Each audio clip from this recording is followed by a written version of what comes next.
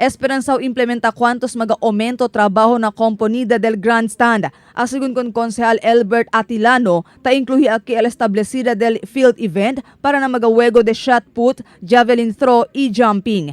Hindi sigun este incluido na original plano para na Componida del Sports Complex.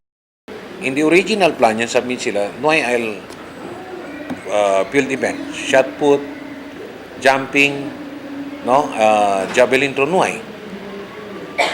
So, we have to tell them na kanisisita at sepone to complete their programa. Consider ba sila, sir?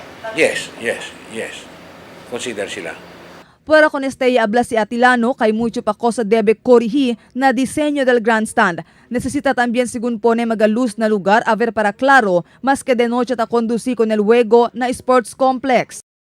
Kasi sila cosa pa o diseño artificial grass pero no hay luz para jugar de noche.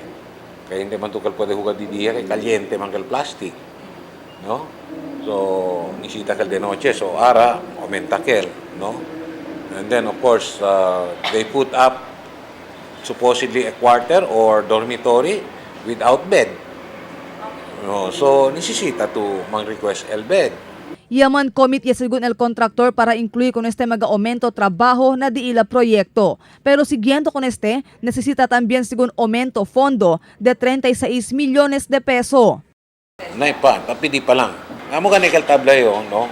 Let's put everything already in proper perspective. Si palta man, then let the city habla sila aumenta. Para queda lang lemas vale. Ya compone el gobierno nacional con el grandstand por causa kaya destroza este después hace con este evacuation center durante el Zamboanga Siege del año 2013.